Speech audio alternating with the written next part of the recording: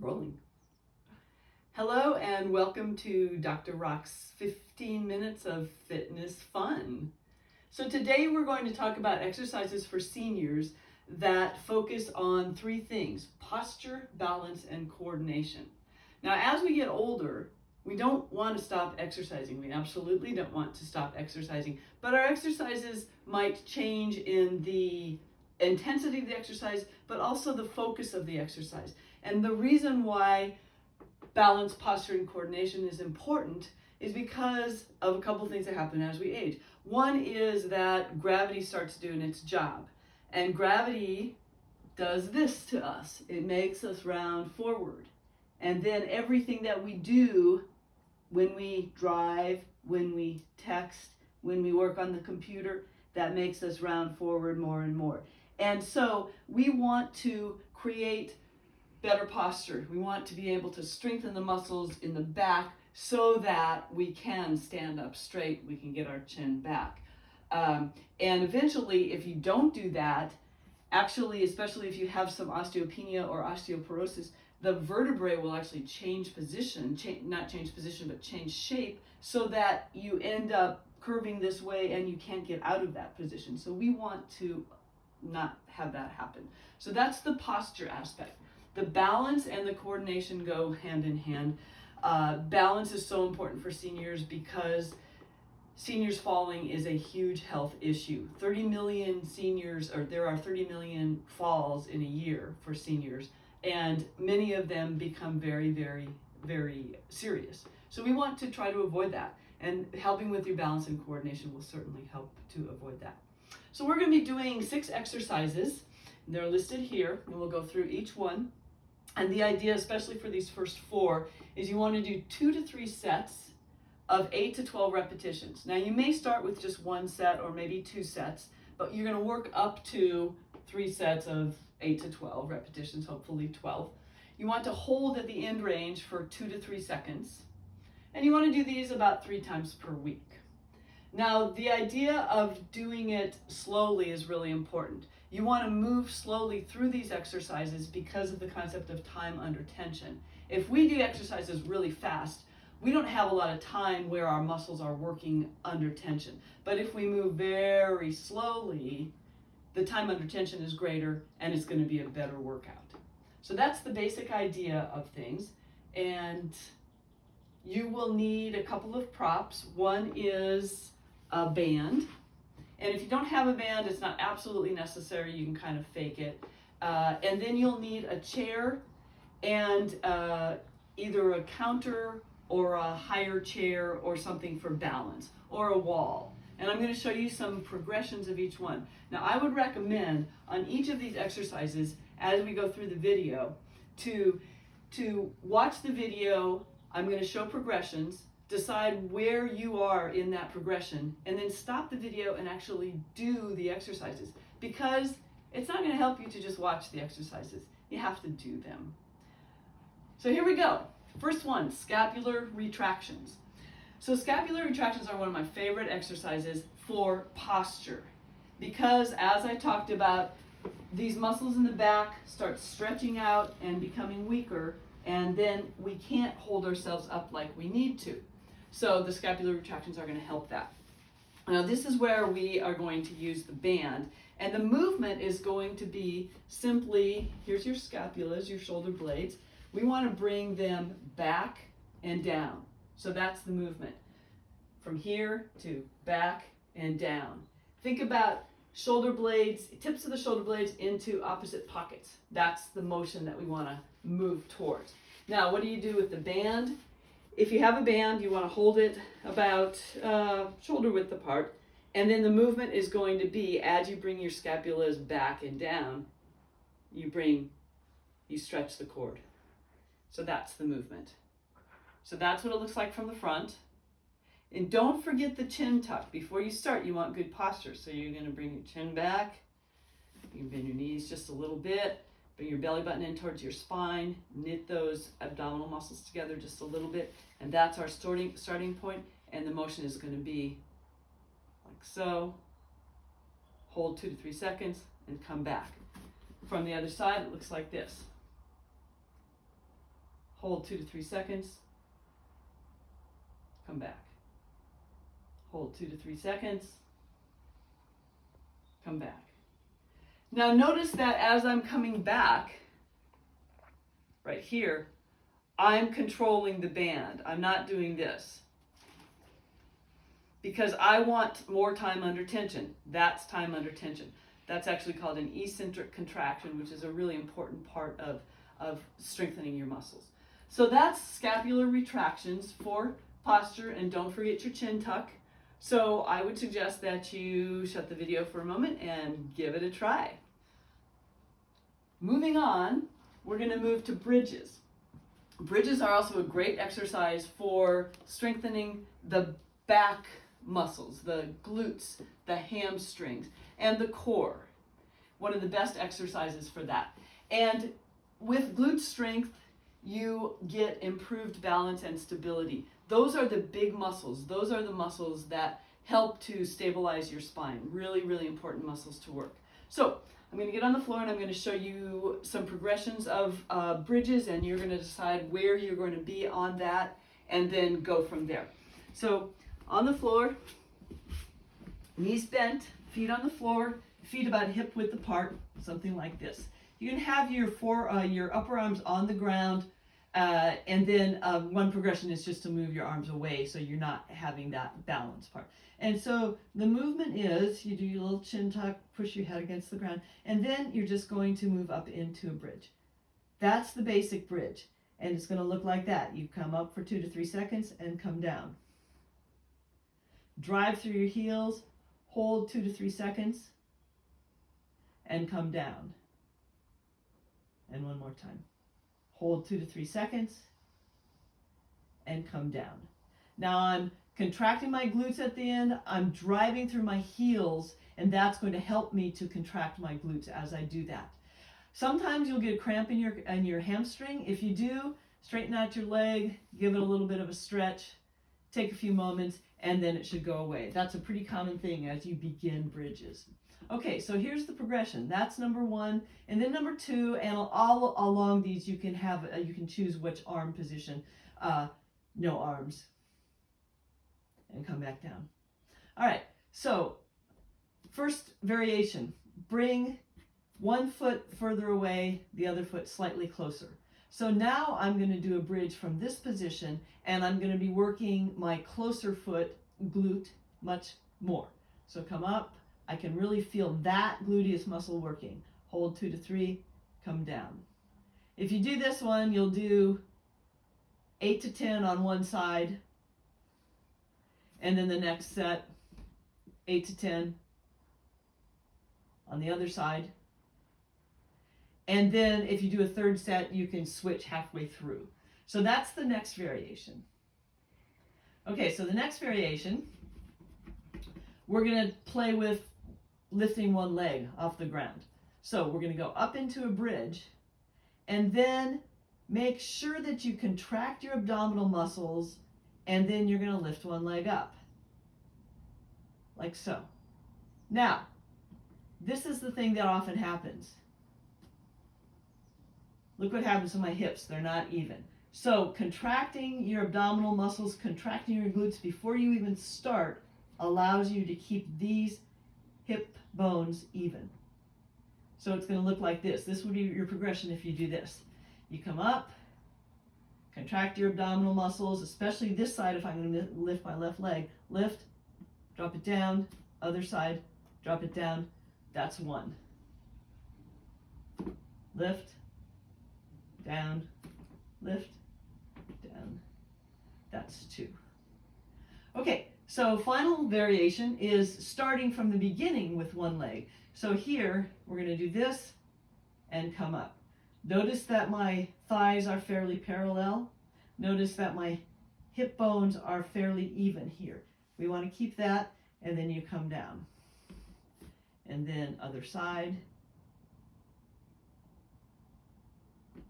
and come down, like so.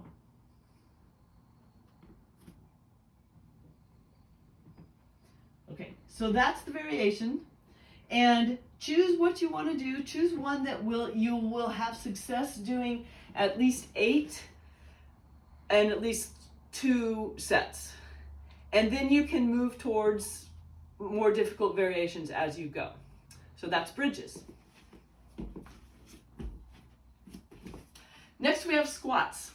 And I call these chair squats because I'm going to use a chair. Now I'm going to show you about 4 variations, and we will take the chair away and bring it back as we go.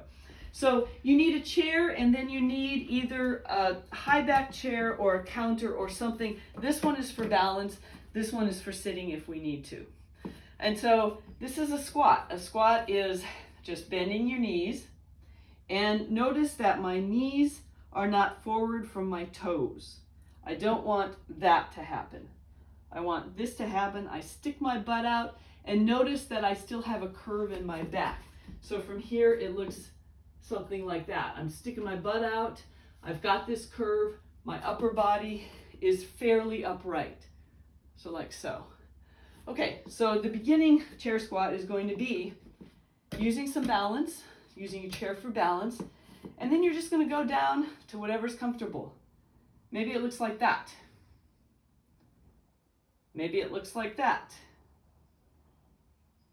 Maybe you hover over the chair, and maybe once you hover over the chair, you realize, oh, I can't get up. Then you just sit down and bring yourself up. Now, one of the reasons these squats are so important is it's a very functional exercise. Because what do we do much of the day? We sit down, we stand up, we bend and pick things up. All of those things involve squats. Really, really important to know how to do this. And you can practice squats all day too. What are we doing when we sit into a chair? We're practicing our squat. What are we doing when we get up out of a chair? Especially if we don't push ourselves up with our hands. We're practicing a squat. Really important. Okay, so the first is this, coming down as far as you can. The next is losing the chair for balance, losing the balance, the counter, whatever it is. And so that's going to look like that, and back up, or, oops, and back up. Okay, so next, what are we going to do? Well, we're going to lose the chair for sitting. We're done with that. But we're going to bring back the chair for balance. So here we go. Drop down and come back up. I'm not using this to pull myself up. I'm using it just for balance. And the hold for 2 to 3 seconds is here. 1001, 1002. Okay? And guess what the next one is? Last progression. No chairs at all. Look, Mom, no chairs. So I like this position for my hands. Hips, feet hip width apart, abdominal muscles contracted. And then you can go down as far as is comfortable. It might look like that. 1, 2, come up. It might look like that. And come up. As I go down and as I come up, I'm driving through my heels. Push up through your heels. That's really going to involve your gluteal muscles. It's going to make you a better bicycle rider. It's going to make you a better pickleball player. Maybe it'll make you a better person. I don't know about that. Okay, so that's squats. And remember, do these now because it's not going to help you to just watch the video. Next, we've got heel lifts. So heel lifts are more for your lower legs. They're for your gastrocnemius or your calf muscles. And they're going to help you with especially walking uphill and with ankle mobility. So you're going to use something for balance in this case, maybe a chair, maybe a counter. And the heel lifts are simply feet about hip width apart, abdominal muscles contracted, tailbone just dropping down just a little bit. You don't want to totally flatten your spine, but you don't want a big arch. Hands on the counter or the chair, and you lift up. Hold 1, 2, and come down. And lift up, hold 1, 2, and come down. One more time. And come down. And again, I'm coming up slowly, I'm holding, I'm coming down slowly. Okay, so what can we do to make that harder? Well, there's two things we can do. One, we can get rid of the balance, and that makes it a lot harder. So, woo, and come down. This becomes very much of a balance situation, and that's hard. That's hard. The other way we can do it is just do one foot. So back to the balance, unless you really want something hard. And in this case, we're just going to do one foot. Up, hold, 1, 2, 3, and back down. You're going to do 8 to 10 on one side, and from there you can play with balance. But I would say don't not use the balance at all, because then you're not going to be able to get up as high. So you're going to do one side 8 to 10, 8 to 12, and then the other side. And the same with the bridge variations. The last set, if you do 3 sets, you'll do 4 to 5 on one side, or 4 to 6 on one side, and then 4 to 6 on the other side. So that's the heel lifts. Okay, we have 2 more. And these are fun because they involve some movement and therefore some coordination. So grapevines. You might know grapevines if you do any folk dancing. It's a popular move in a lot of different folk dances. And grapevines are a side-to-side movement where you're moving your feet a specific way. So you're going to start, I'm going to move to the left. You're going to start crossing your right foot in front of your left, and then step with your left foot. And then you cross your right foot behind your left and step with your left. That's my left foot. And then you cross your right foot in front, step with your left, right foot in back, step with your left. Going the other way, left foot in front, step with your right, left foot back, step with your right. That's the movement. Now, you can do this on a counter.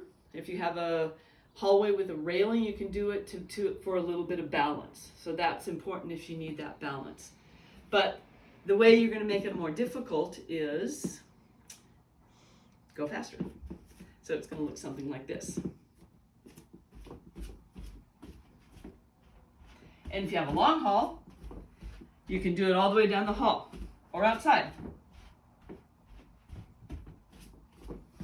Like so. And you can do that start with about 30 seconds, and you can go up to a couple of minutes of doing that. And you'll get your heart rate up, and that's a great thing. So that's grapevines. Definitely good for coordination and for balance. It's going to make you able to move more side to side easily. Helps with, again, pickleball, tennis, things like that. And it helps with balance, and it helps you to eliminate falling. Because what happens? You get off balance, and if you know to do something like that, you're not going to fall. So that's really important for that side to side balance. So those are the grapevines. Go ahead and try those. And then we'll move on to lunges. And that's a bonus because that kind of puts everything together. That is helpful, very helpful with balance. It's helpful with both stretching and strengthening certain muscles, and it's helpful for posture. How is it helpful for posture? Well, the other thing that happens when we do so much sitting, if we sit a long, long time, these hip flexor muscles get shortened. And then when we try to stand up and stretch these hip flexor muscles, they don't want to stretch. So the lunges are going to help to stretch these muscles. They're going to help to strengthen, again, the glutes, the quads, and they're definitely going to help with balance. So I'm going to show you 3 variations of lunges. And we do lunges for a lot of different reasons. And this one is basically for strength, balance, posture. And so you may have seen me show you individually different ways to do this, but this is one that we want to do today. So a lunge, we're going to step 1 foot forward, and then the movement that we're going to do today is we're going to bend the front leg and we're going to bend the back leg a little bit. We're going to keep our upper body upright, and we're going to come down towards touching your back knee to the ground. So that's the movement right there. I'm really working this glute, my front leg quad. I'm stretching my back leg hip flexor. So that's the movement. Hold 2 to 3, come back up. If you want to make it a little bit more stretchy, you can raise your back leg arm, come down, and bend to the other side just a little bit. It also makes it balance a little bit trickier. From the other side, it looks like this. Drop down, come up, or drop down, bend, and back up. Notice my knee, I don't want it to go beyond my toes. So the further down you drop, the bigger a stance you need to take. The other thing I didn't talk about is you don't want your feet to be in a tightrope. You want your feet to be about shoulder width apart, and the wider your feet are, the more balance you will have. So that's the first variation. And so it looks like this. Again, you just one side, hold, come back up, 2, hold 1, 2, 3, and come back up. And then you do one set on one side, one set on the other side. Third set if you do it half and half. Okay, so a couple different things we can do with lunges. One is walking lunges. And so that's going to look like this. So you take a step, get your balance, drop down, and then step forward. And then step with your other leg, get your balance, drop down, step forward.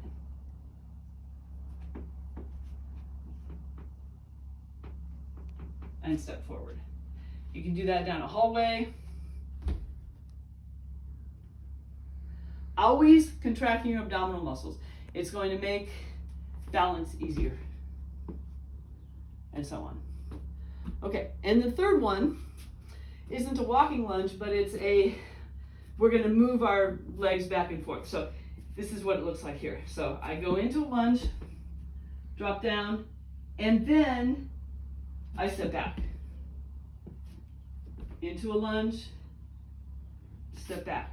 That gets that back leg gluteal muscle more.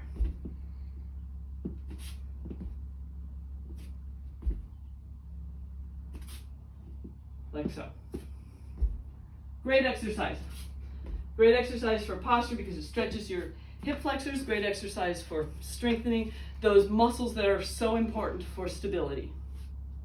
So, reviewing, those are the 6 exercises: scapular retractions for posture, bridges and squats for glute strength, which will help improve balance and stability, heel lifts for improved walking, especially walking uphill, improved ankle mobility, and improved balance. Grapevines, coordination, balance, and a little bit of cardio. Lunges, balance, and posture. So that's our 15 minutes of fun. I hope you enjoyed it. Thanks for checking in. We'll see you again.